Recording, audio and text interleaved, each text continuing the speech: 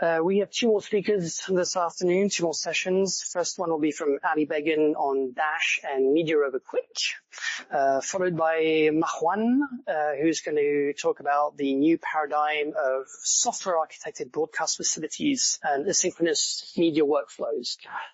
So, Ali, you've got 30 minutes. Floor's yours. All right. Good afternoon, everybody. My name is Ali. I come from Istanbul, Begen University. This is a work I completed with my students, undergrad and grad students, Zafer, Tuğçe, Deniz, and Yiğit. They are at different positions now. So we are going to look into Dash and media over QUIC Transport. I would like to see your hands if anybody has heard of media over QUIC Transport before. Just a few people. How many people have heard of QUIC as a transport protocol? Okay, a couple of more. All right, so at the end of this talk, I would like to, emphasize that the age of TCP is over and the age of MOC, media over QUIC, has come. So I would like to argue for that fact. Obviously, this is going to take a while. This is not going to happen overnight. QUIC has been a transport protocol. It has been an RFC for a couple of years now, but there's a wild support in the browsers and in the market. And media over QUIC is something new that we started working on about 2 years ago in the IETF, and we are getting into a good shape. And then hopefully it will get into better shape by next year, and then it will eventually become an RFC. So a quick look into the QUIC protocol itself. It is RFC 9000. It's a public spec from the IETF. It is meant to replace TCP. It's a reliable and in-order delivery transport protocol. But QUIC can do a lot more than TCP can do. First of all, it has built-in encryption capabilities. The payload is always encrypted, okay? And there's a customizable congestion control algorithm, which is implemented in the user space. So you are not stuck with your operating systems or environment's congestion control algorithm. You can implement your own in your application. There's a connection migration feature which allows you to switch from one network to another without losing connectivity, which is a big problem in TCP. So if you switch from LTE, 5G to Wi-Fi, vice versa, back and forth, your TCP connection is going to break, but your QUIC connection won't. It is reliable and in order delivery, as I said, it provides prioritized delivery. Okay, there is something also not available in TCP because TCP is only a single connection, single stream. QUIC has multiple streams running in parallel, and then they could be prioritized accordingly. And that's something, one of the features that we actually make use of in media over QUIC transport. There are separate logical streams, each with congestion controlled, and but the data can be processed independently over these streams. So you can send audio over one stream and video over another stream, or P frames over one stream, I frames over another stream. It is really up to you, whatever you would like to do with that. There is in-order delivery guarantee within a single stream, but there is no in-order delivery guarantee among the streams. So one stream can be prioritized earlier than the other ones, and it can deliver packets before the other ones. As I said, everything is encrypted. So if you're a network operator, you are not allowed to see inside the content of the packet, a QUIC packet.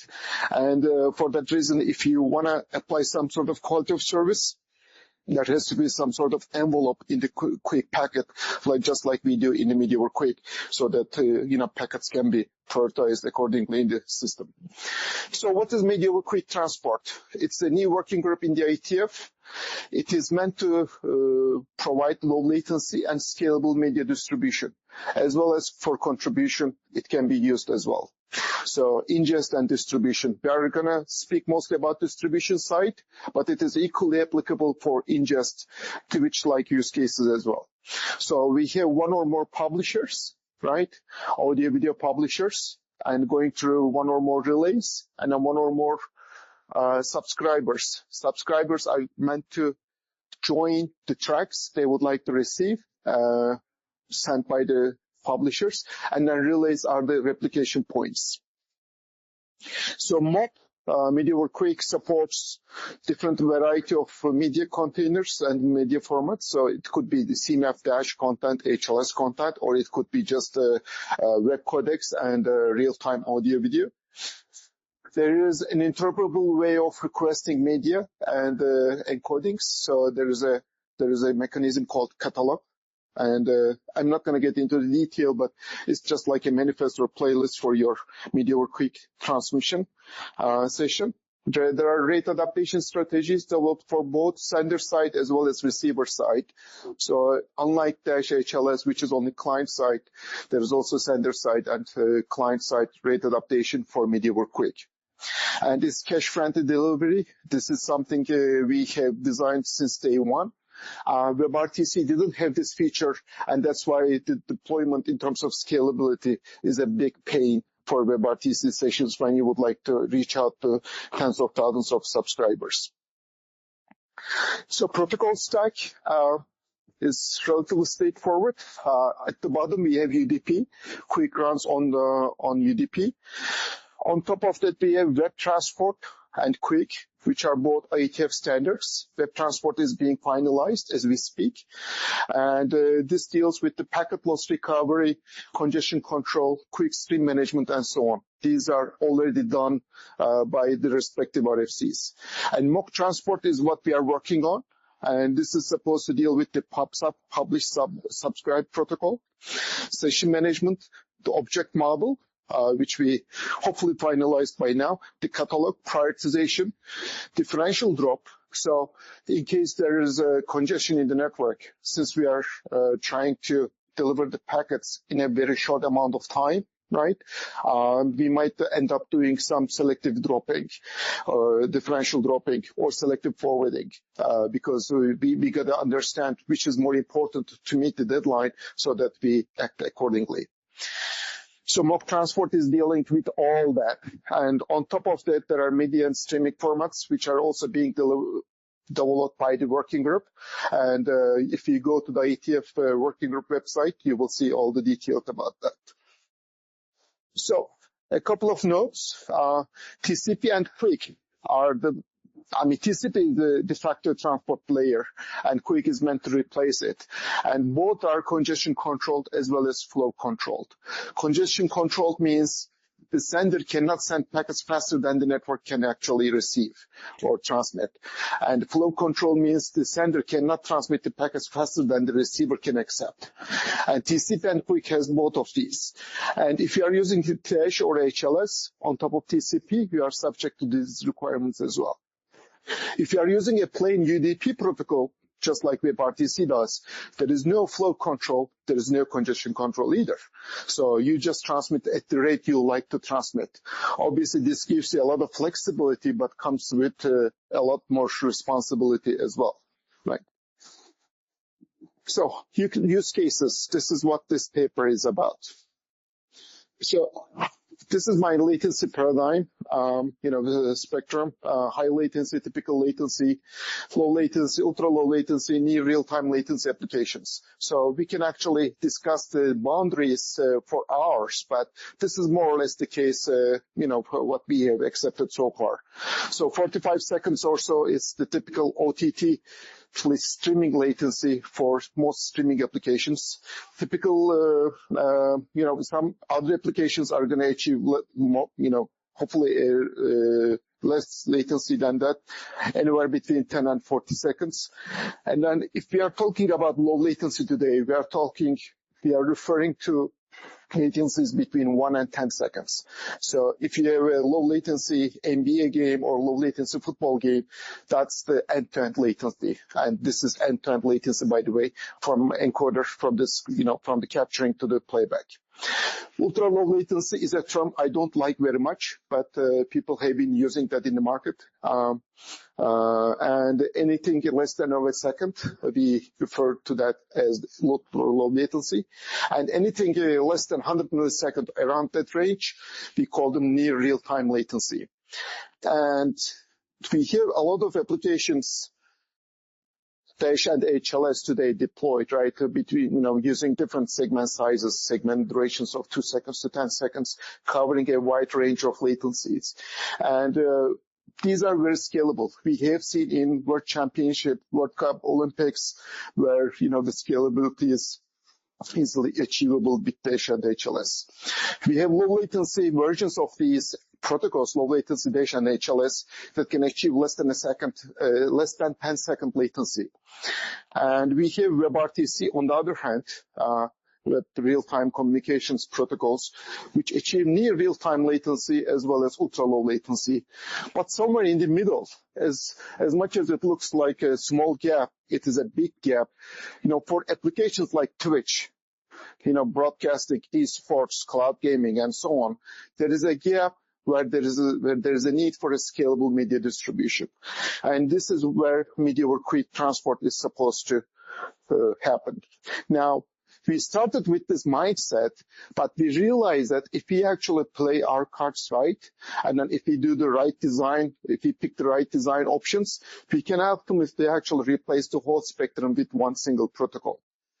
So we can have Dash and HLS replaced by media over QUIC transport, as well as WebRTC replaced by media over QUIC transport as well. So media over QUIC transport is meant to be a latency configurable protocol that will allow you to trade off quality versus delay or latency in the transmission in real time. Nothing actually gives us that flexibility. So from that perspective, media over QUIC transport is quite innovative. So I'm going to show you an example over here. So we have Dash HLS applications running for years, right? For about, 15 years or so. And these are really highly scalable media distribution platforms like live sports, news, and so on, movies on demand, and so on. But they lack interactivity because the latency is quite high. On the other hand, we have Zoom, WebRTC, Skype, WebEx type of applications where, interactivity is really good, but the scalability really sucks, right? If you want to join a Zoom session for more than 200 people today, it's not going to really work very well. You need to switch to the one-way mode, and then it just becomes a panel, and then the other participants will just receive the streams via HLS or Dash. So we would like to have a common protocol that will replace all these, and then that's what we call as media over QUIC. Why all this effort? I'm going to show you an example here. So let me put my laser pointer. On the x-axis, we have the latency budget. So there's 50 milliseconds, 100 milliseconds, all the way to 10 seconds. So, a wide range. On the y-axis, we have on-time delivery rate. So I would like to be at the top left corner as much as possible, or as close as possible to the top left corner, right? I want to achieve low latency but high delivery rate. So this is what TCP usually achieves. TCP is going to give you 100% delivery rate, success rate, when the time is enough to deliver all the packets on time. But 10 seconds is just like infinity in a real-time application. On the other hand, QUIC is going to give us a trade-off like this. Since QUIC has better tools in terms of transmission, it is not going to perform any worse than TCP. And if you know how to make use of it, you can actually make it perform better than TCP, right? So at the same latency budget, your success rate will be higher, or at the same success rate, your latency will be lower. So the difference between these two curves will give us will show us the importance of QUIC, how QUIC can beat TCP in practice. So you might ask the question, if QUIC is already performing better than TCP, why don't we just use all QUIC and then be done with it? Dash HLS over QUIC, WebRTC over QUIC, RTP over QUIC, and there are all these proposals today at the table. But these are some statistics from Akamai from June, from a couple of months earlier. So a quarter of the hits that come to the Akamai network, it's HTTP3, which is QUIC based, and HTTP1 and HTTP2, they are TCP based. And if you look at the bytes, HTTP 1.1 the older version of this HTTP protocol still delivers most of the bits. If you look at the throughput distribution, it's a bit worse when it comes to HTTP 3. So it's not necessarily doing a better job than TCP itself is for typical HTTP applications. And if you look at the request turnaround time, like RTT, the connection establishment, and so on, HTTP 3 QUIC is a bit better because it has a faster connection establishment. Now, this is number one lesson, or one of the lessons that I want you to take from this talk. Unless the application actually is aware of QUIC's unique features, and unfortunately many applications are not, the benefits of using QUIC as underneath transport protocol will be quite limited. Okay, and QUIC is like a multi-lane highway. So we have multiple streams, so it's a multi-lane highway. There's a single QUIC connection, but there are multiple streams, and each lane can carry specific data and be prioritized differently based on your needs. If you know how to do this, you will actually achieve a great deal of performance. So when there is no congestion, right, on the highway, there are trucks, buses, cars, and all these vehicles are moving. It's not a problem. It doesn't matter if you use QUIC or TCP, because the circumstances are very good, right? It doesn't matter if you stick with TCP or QUIC with a single stream or QUIC with multiple streams. But when there is congestion, TCP is going to get stuck. It's going to get stuck really bad. Sometimes you need to lose some packets. Some packets are going to be delayed so much by their deadline, and they are not going to be useful to the application. So the only way to deal with that issue in real time is really the congestion. We need to send less data, or we need to drop some of the data. Either can work. So priorities is really important when it comes to any QUIC application. If you don't know what to do with priorities, you better not use QUIC maybe, or just use the default values, but you are not going to get really much benefit out of that. But if you know how to make use of priorities, it's going to work like a charm. So during congestion, prioritize important stuff, right? It's a simple argument. And let's say that I have 3 lanes here. High priority, medium priority, and low priority. So this is what I'm going to do. I'm going to put the ambulance, which are critical data, and then the audio packets, which are represented by the motorcycles on the most important highly prioritized lane, so that I can actually deliver them on time. And then I'm going to put the vehicles in the medium priority, and then I'm going to put the heavy vehicles in the high priority. Whether they make it or not on time, it's not really that relevant. If the congestion goes away, they will make it on time. If not, well, they will get delayed or lost. Another important mechanism is to send less stuff during congestion, right? Or again, drop the least important. So if you get rid of the heavy vehicles in the traffic, sometimes there's a ban for the trucks to go, enter the highway. The traffic flows flawlessly, right? So this is what we would like to achieve when there is congestion. And QUIC allows us to do that. Now, the purpose of this study was to study, this research was to study the difference between Dash and media over QUIC transport, right?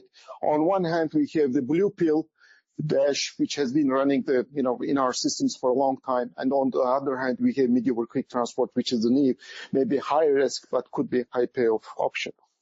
So for that purpose, we developed an open source platform.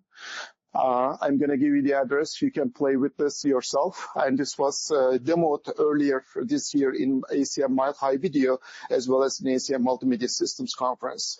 So we have a live camera. Yeah, I'm sorry. We have a live camera. We have FFmpeg instances for real-time encoding. And then there's a mockup, which is the publisher component of the media over QUIC. And then there's a relay component, and then there's a player. And for the Dash pipeline, we have Origin.js, HTTP origin. FFmpeg is our packager, and Dash.js, which is the reference player, open source player for Dash.js.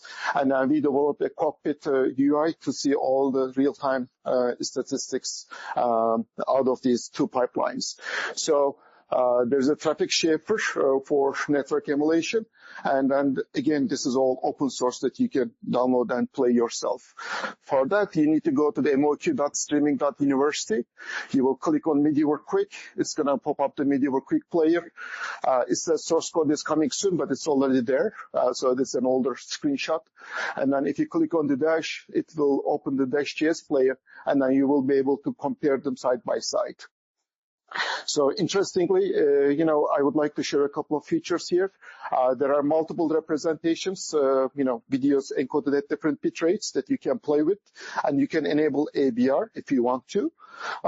This is something we are working on, and you can apply a certain bandwidth limit if you want to, and then you can synchronize the bandwidth limit on both players at the same time to see the reaction. And there is also latency budget.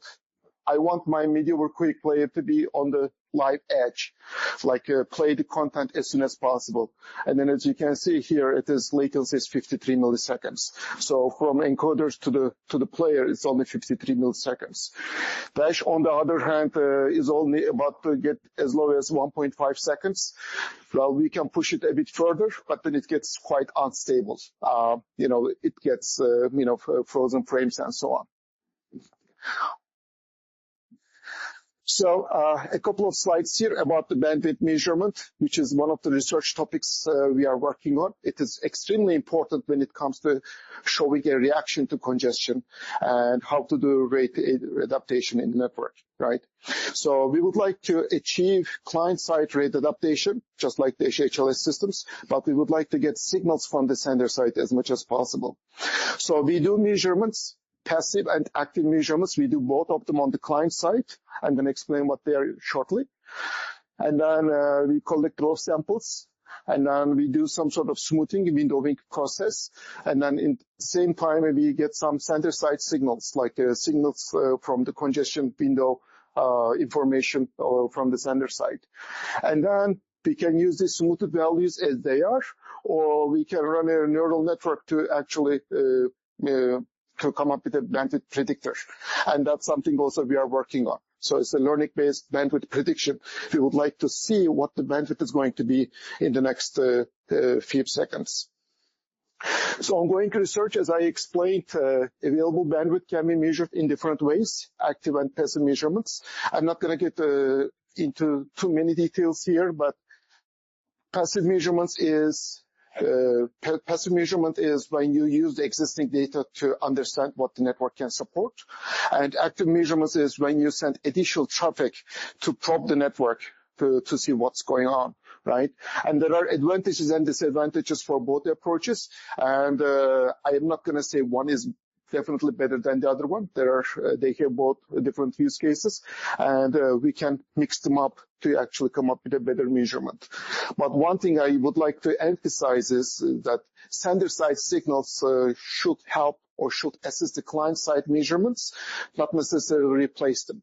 There is a big debate in the IETF right now going on where sender-side or client-side ABR should be prevalent, and this is one of the discussion points.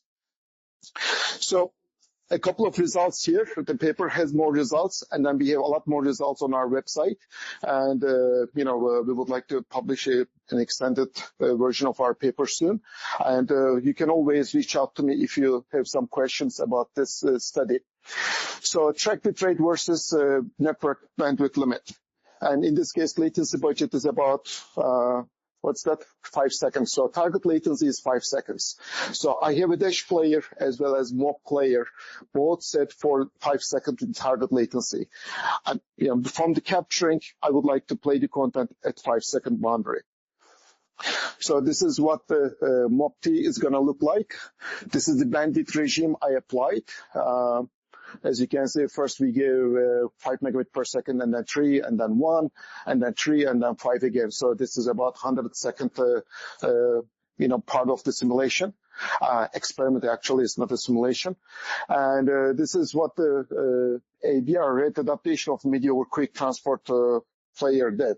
So it upshifted a bit, and then once the bandwidth dropped, it downshifted, and then it upshifted again. As you can see, the reaction to the congestion or the bandwidth change is quite fast. If you look at the dash, it's a bit conservative, obviously. Again, the bandwidth regime applied to the dash player. And then this is what the player, the open source dash.js player actually showed. Okay.